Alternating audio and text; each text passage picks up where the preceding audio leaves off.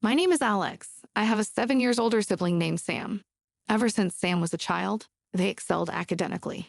Their performance was top-notch from an early age, and they graduated from a prestigious high school and university.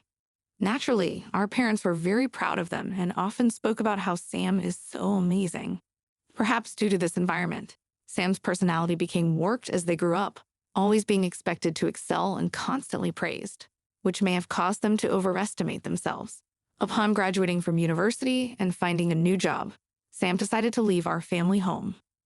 When they left, they sarcastically remarked, "I can't bear such a mundane life in this house anymore," with a wry smile. I'll never forget the look on our parents' faces at that moment, with a look that couldn't hide their surprise and a hint of sadness. They said, "In the past, Sam was always cheerful and cherished us." Honestly, I was angry then. I never stood out like Sam in studies or sports, and the high school I attended wasn't super prestigious, but I valued the bond and love of our family. Both Sam and I owe our lives to our parents' support. I wish they felt that too. During my high school years, I realized daily how precious the warmth and love of a family are. Strangely, Sam didn't seem to feel that love. Our parents had watched over us siblings for a long time, pouring endless love onto us. Yet Sam seemed to see them as ordinary people, and that weighed on my heart. As a child, Sam was like a hero to me. Seeing them handle everything perfectly made me want to be like them. They used to care about me, play with me, and help me study. However, they changed. By the time I was about to graduate high school, they began to say things like, "Do you really need higher education? You're wasting your time on such things." Whenever our parents confronted them about their attitude, they retorted, "I became this way because of you." I cried then, but my parents hugged me and said, "Alex, you've grown into a truly kind-hearted person." Encouraged by their kindness, I managed to get into a national university and secured a job at my dream company. Since my mother had given birth to me relatively late in life, by the time I started working, my parents were almost 60.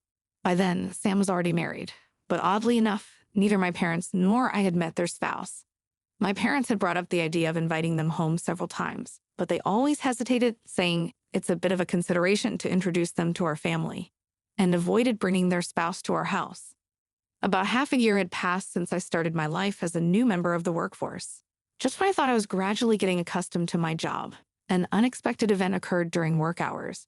When I usually wouldn't receive personal calls, my cell phone displayed an incoming call from my mother.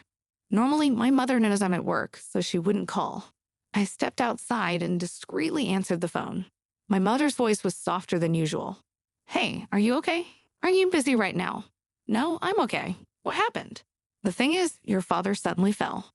I felt a weight on my chest at those words. I immediately informed my supervisor about the situation, ran to the station to catch a taxi, and hurried to the hospital my mother had told me about. Along the way, I repeatedly hoped and prayed in my mind, wondering how my father was and hoping that he was all right. As I headed to the hospital, when I entered the waiting room, my mother, tears streaming down her face, greeted me. "What happened, Mom?" I sat next to my mother, filled with worry.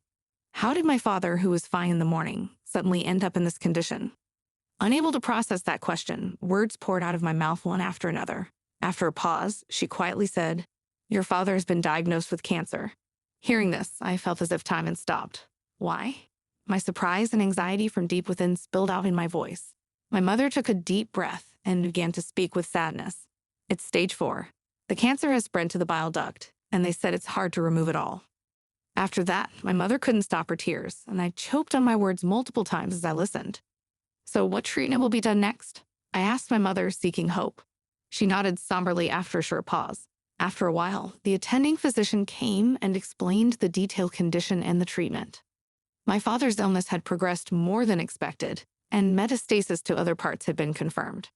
Therefore, even if they operated, there was a significant risk, and they couldn't guarantee success. My mother and I held hands, trying to come to terms with this reality. The doctor's words were matter of fact, making us acutely aware of the harsh reality we faced. Specifically, you can either continue with chemotherapy or choose support in a palliative care ward. Both are crucial choices, so we'd like the family to discuss and decide together. The doctor's calm words resonated in my ears as I slowly sat down on the sofa in the corner of the waiting room. A silence spread between us. Only the ticking of the clock's second hand seemed to carve through the heavy atmosphere. Seeing tears quietly stream down my mother's face, I wonder how to approach the situation. It was a challenging time to communicate, but necessary procedures had to be followed to move forward. We should include Sam in this conversation. Let's contact them immediately and discuss making a decision together, I suggested and picked up my smartphone with a wry smile. My mother confided, actually, I've already informed Sam, but they haven't responded. At that moment, recalling past events and Sam's nature, I had a certain premonition. When they sought help, they'd get extremely upset if they didn't respond quickly. Yet, they tended to run away from situations requiring tough decisions. However, believing that the opinions of the entire family were essential this time, I kept calling them. After more than 10 attempts, I finally heard Sam's slightly irritated voice. What do you want? Calling me over and over, sibling? Do you fully understand Dad's condition? Mom should have informed you in detail. Why haven't you come to the hospital? My voice was imbued with both urgency and anxiety. After a brief pause, they sighed in seeming annoyance. Of course, I know. But unlike you, I'm swamped with work. Dad's still alive, isn't he? I don't think there's any need to be overly concerned. Their words lacked any shred of understanding or empathy, deeply shaking me. This isn't a joke. We don't know what could happen to Dad at any moment. Have you forgotten how much he's worked for our family? We are here today because of his support. I felt tears threatening to spill. However, without showing any emotion, Sam curtly said, "Now is not the time to be fussing over this. There's no point in discussing further." They hung up and promptly ended the call. Stunned by the exchange, I was at a loss. I couldn't hide my astonishment at Sam's indifference. When I returned to my mother, a look of concern was evident on her face. "What happened?" she inquired. I replied, "It seems they are quite busy now, avoiding the details." My mother sighed deeply, murmuring, "It would have been comforting if Sam was here." My father chose to spend his final moments in a palliative care ward, and a few months after that decision, he quietly passed away. I informed Sam of this somber news over the phone and conveyed the details of the wake and funeral. However, their response was cold, stating, "I'm busy with work, so I can't attend. Please proceed without me." True to their word, they didn't appear at our father's wake or funeral. It seemed even my mother was shocked by this fact. She probably never imagined her child wouldn't show up for their father's funeral. Both family and acquaintances expressed their surprise and disappointment at Sam's absence. After the funeral, when a moment of quiet settled amongst the family, my mother exhaled deeply, muttering to herself, "He really didn't come." I took her hand and said firmly, "Mom, let's not worry about them anymore. We have to let them walk their path. For now, let's cherish our memories of Dad." My mother tightly squeezed my hand in response. My mother smiled and replied, "Thank you." Unbelievably, the next day, Sam suddenly appeared at the apartment where we live. When I opened the door, their expression was different from usual, filled with an urgent restlessness. Stepping inside, they demanded without any greeting, "Where is the inheritance Dad left behind?" Shocked by their demand, I emotionally retorted, "Seriously? Someone who didn't even show up at the funeral, and now you're saying this?" At my words, Sam, visibly irritated, snapped, "Kids should stay quiet." The atmosphere became instantly tense, but my mother stepped forward, trying to calm the situation. "Apart from this apartment, your father didn't leave much behind," she explained. "There's no way that's true," Sam retorted, barely concealing their anger. Remaining calm, my mother placed my father's passbook on the table for Sam to see. Flipping through it, it became clear that all the savings our father had were transferred to a different account. "What is this all about?" Sam exclaimed in surprise. My mother replied gently, "Your father had instructed me to move all the money to my account earlier. Also, this apartment's name has been changed, and now it's in my name." We thought. I remembered her coughing slightly recently when she had seen a doctor at a small clinic. Before, she had been diagnosed with a minor cold, and we felt relieved at that diagnosis and didn't worry further. However, detailed examinations at a major hospital revealed her condition was much more severe than we thought, and she had only about 3 months to live. Hearing this, I was at a loss for words. I couldn't believe it, especially when she seemed so healthy. As expected, or perhaps tragically, just a few days after the funeral, my aunt passed away. My brother didn't appear at our mother's last rites, just as he hadn't for our father's. Although my aunt was extremely outraged, I felt that expecting anything or saying anything to my brother was meaningless. However, a few days after the funeral, as my aunt and I were sorting out the heirlooms, my brother appeared again, accompanied by their spouse. who we were meeting for the first time. Where's Mom's inheritance? She must have left something, right? From a sneering laugh, my brother responded, does that even mean anything? They then quickly followed with, by the way, how much of Mom's inheritance is left? At that moment, my aunt's expression changed drastically. In a voice filled with anger, contrasting with her usual warmth, she sternly admonished Keith. How can you think of such things at a time like this? Nancy is managing the funeral on behalf of both of you, putting in all her effort. Shouldn't you act with a bit of gratitude, thinking of your parents? However, my brother and their spouse would say such things. Why should I have to leave for the sake of both of you? I asked, my voice quivering. While twirling her finger, my sister-in-law continued, this apartment has just been renovated, and its location is amazing. It's close to the station, and there are plenty of shops, so we'll be living here. I was at the peak of my anger. Big brother, all you care about is the inheritance. What are you thinking? I couldn't hold back and raised my voice, turning away.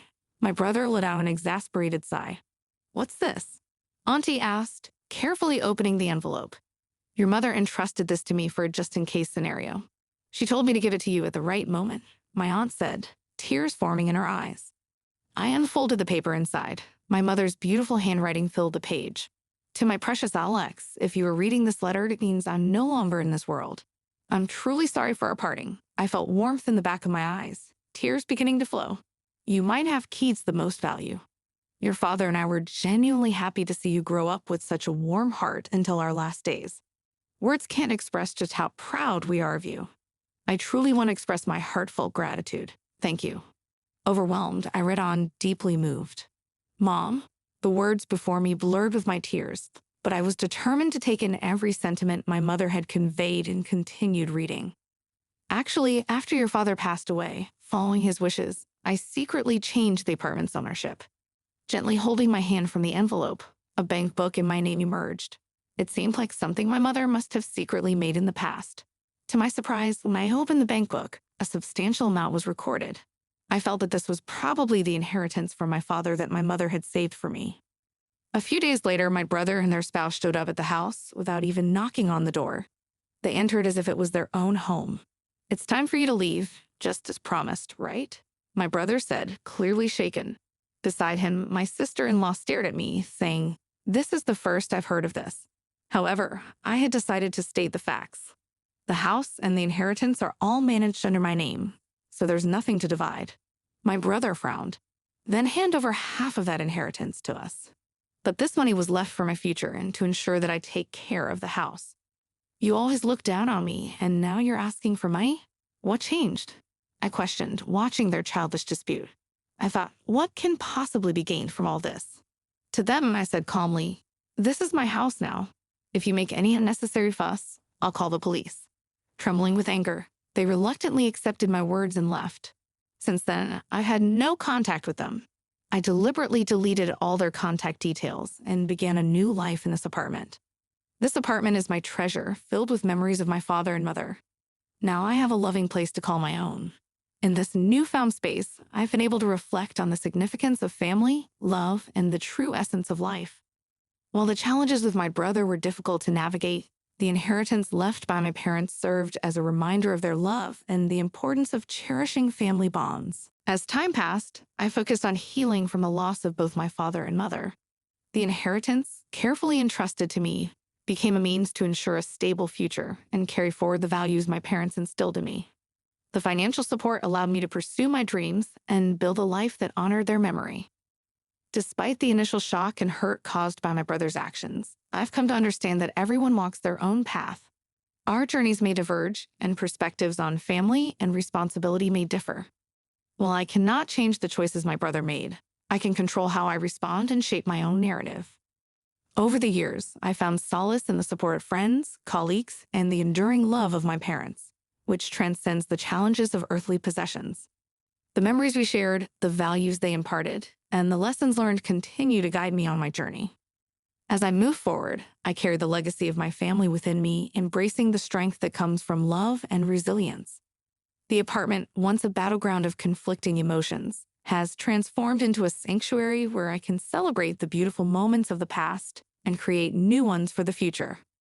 In this space, I've discovered the true meaning of inheritance, not just in material possessions, but in the intangible gifts of love, wisdom, and the bonds that endure beyond the physical realm.